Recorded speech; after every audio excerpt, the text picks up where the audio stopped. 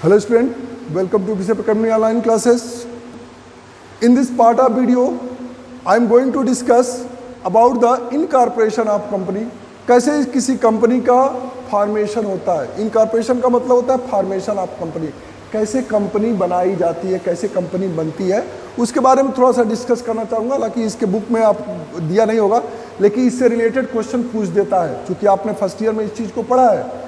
Incorporation of company, चूँकि company के बारे में पढ़ रहे हैं तो कंपनी के इस्टेब्लिशर्स के बारे में पढ़ना जरूरी है, चूँकि ये जरूरी है, कंपनी अकाउंट में ये जरूरी है। Process of incorporating A company, process of for incorporating a company can be divided into 4 stages that are followed। जो कंपनी का फॉर्मेशन होता है इसमें 4 स्टेजेज होते हैं जिसको फॉलो करना जरूरी है। पहला क्या है? प्रमोशन। ए पर्सन और a group of person who agree to start a business in the form of a company are called promoters. यानी कि इसमें क्या होता है, एक पर्सन या group of person Who agree to start a business, जो बिजनेस को स्टार्ट करना चाहते हैं उनको क्या कहते हैं? आप प्रमोटर्स कहते हैं। These promoters undertake the responsibility to bring company into existence by promoting its objects and activities, which is the first stage in the incorporation of a company। यानी कि ये जो प्रमोटर्स होते हैं ये अपनी रेस्पॉन्सिबिलिटी के तहत कंपनी को फॉर्मेट करते हैं, उनको उसको एग्जिस्टेंस में लाते हैं, उसके लिए रूल्स रेगुलेशन एक्टिविटीज़, क्या क्या एक्टिविटीज़ होगी, कंपनी की क्या क्या ऑब्जेक्टिव्स होंगे, ये फर्स्ट स्टेज में वो क्या करते हैं, उसको उसका पूरा डॉक्यूमेंट तैयार करते हैं। सेकंड होता है रजिस्ट्रेशन ऑफ ए कंपनी। अब ये सेकंड स्टेज में जब ये पूरा डॉक्यूमेंटेशन हो जाता है तो तब क्या करते हैं आप? रजिस्ट्रेशन का काम करते हैं। Registration of a company, in order to incorporate a company, procedure prescribe in the company act 2013 should be follow. This includes, ये चीज़ों को फॉलो करना पड़ता है रजिस्ट्रेशन में। Promoters have to get the proposed company name approve from the registrar of company. यानी कि जो प्रमोटर्स होते हैं वो रजिस्ट्रार के द्वारा अप्रूव होने चाहिए। After getting the name of the proposed company approve, the promoters have to submit memorandum of association, article of association, consent of first director to act as a directors, declaration that requirement of the companies act having been complied with। यानी कि after getting the name, जब उनको registration जब करा लेते हैं तो जब उनको कंपनी का नेम रजिस्टर्ड मिल जाता है, अब उसके बाद से वो कंपनी के रजिस्ट्रार जो रजिस्ट्रार होता है वो इनसे प्रमोटर से क्या मांगता है कि आप अपने डायरेक्टर्स की लिस्ट दीजिए, मेमोरेंडम ऑफ एसोसिएशन आप बनाइए, आर्टिकल ऑफ एसोसिएशन। तो आप जानते हैं आर्टिकल ऑफ एसोसिएशन कंपनी की पॉलिसी होती है, रूल्स रेगुलेशंस होते हैं। मेमोरेंडम ऑफ एसोसिएशन में कंपनी के जो कैपिटल्स होते हैं, शेयर होल्डर्स होते हैं, डिबेंचर्स होल्डर होते हैं, जो भी चीज़ें हैं उनके बारे में डिस्कस होना है। और जो ये डायरेक्टर्स होते हैं इनका डिक्लेरेशन, इनका पूरा लिस्ट मांगता है। Thereafter, if the registrar is satisfied the requirements of the Company Act 2013 have been complied with, he shall issue the certificate incorporation to the company। जब ये सर्टिफाई हो जाता है रजिस्ट्रार को कि ये जो भी डायरेक्टर्स की लिस्ट दिए हैं, मेमोरेंडम ऑफ एसोसिएशन की लिस्ट दिए हैं, आर्टिकल ऑफ एसोसिएशन की लिस्ट दिए हैं, वो सारे कंपनी एक्ट 2013 के लॉ के अकॉर्डिंग और उनके मेजरमेंट के अकॉर्डिंग, दीगर एक्टिविटीज़ के अकॉर्डिंग जो फिट है तो वो कंपनी को क्या करता है? सर्टिफिकेट इशू कर देता है। नेक्स्ट अब आता है कैपिटल सब्सक्रिप्शन की बात आती है। तो capital subscription consist of the following: prospectus, it is a document in which terms and condition the issue are stated along with the purpose of the proceeds of issue. Prospectus क्या होता है? जैसे आप स्कूल में admission लेने आते हैं तो आपको फॉर्म के साथ एक पम्पलेट टाइप का आपको एक प्रॉस्पेक्टस मिलता है स्कूल का, जिस पर BCP Academy, उसके फीचर्स, उसके क्वालिटी, उसके टीचर्स, उसके फैकल्टीज़ के बारे में इंफॉर्मेशन आता है। तो ऐसे ही कंपनी का जो प्रॉस्पेक्टस होता है उसमें कंपनी के बारे में पूरा इंफॉर्मेशन आता है और कंपनी का कैपिटल कैसे शेयर इशू करेगी, कैसे उसका सब्सक्रिप्शन करेगी, इसके बारे में प्रॉस्पेक्टस में क्या होता है? जिक्र होता है। Minimum subscription, it is the amount stated that prospectus must B subscribe. Minimum subscription क्या है कि वो मिनिमम कितना सब्सक्रिप्शन रखता है। तो ये उस प्रॉस्पेक्टस में पड़ा रहता है कि amount state the prospectus must be subscribed and the amount payable on the application for the amount stated as minimum subscription have been paid to and received by the company by cheque और other instrument. In case of minimum amount is not subscribed, then the amount payable on application is not received within the specified period, then the application money shall have to be refunded within 15 days from the closure of issue। यानी कि मैंने क्या बताया था कि minimum subscription क्या है कि कंपनी अपना कह देती है कि सपोज करिए कि कंपनी 1 लाख शेयर इश्यू करना चाहती है, 10 rupees each shares, 1 lakh share issue करना चाहती है।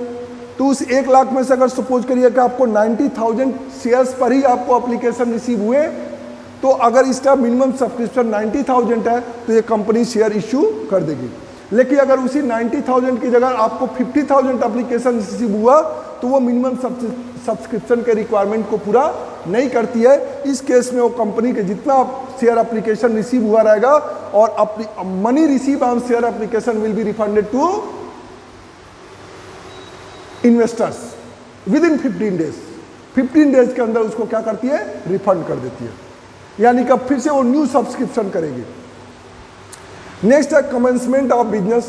ए company can not commence its business or exercise borrowing powers unless, यानी कि जब तक वो पावर्स मतलब कैपिटल को जब तक बारो नहीं कर सकती है, कैपिटल को कलेक्ट नहीं कर लेती है, तब तक वो बिजनेस को स्टार्ट नहीं कर सकती है। The directors do not file a declaration with a register of companies to the effect that every subscriber to the memorandum of association has paid to a value of shares any agreed to be taken by him. मतलब directors जो होते हैं कभी भी अपना file registrar के वहाँ अपने डिक्लेरेशन तब तक नहीं सबमिट करेंगे जब तक कि उनको जितना शेयर उनको सब्सक्राइब करना था उस सारे सब्सक्राइब पर उनको पैसा रिसीव ना हो जाए। जब पैसा रिसीव हो जाता है और कैपिटल उनके पास कलेक्ट हो जाएगा तभी जाके वो बिजनेस स्टार्ट करेंगे। A verification of its registered office should be filed by the company with the registrar of the company, और तब जाके उसको एक वेरिफिकेशन के द्वारा रजिस्ट्रार के वहाँ सबमिट किया जाता है। अब classes of kind of shares, अब कितने टाइप्स के शेयर्स होते हैं उसके बारे में आप पढ़ेंगे। Under section 43B of the company act 2013 on preference shares. Preference shares, these shares are that shares which carry the following preferential rights। जो देखिए शेयर्स कितने होते हैं, प्रेफरेंस शेयर्स होते हैं, इक्विटी शेयर्स होते हैं और स्वीट शेयर्स होते हैं। स्वीट शेयर्स, तो पहले प्रेफरेंस शेयर के बारे में, preference share are that shares which have following preferential rights. Preference का मतलब पहले प्रीफर करना, तो ये प्रेफरेंशियल इनके कुछ राइट्स होते हैं प्रेफरेंस शेयर के।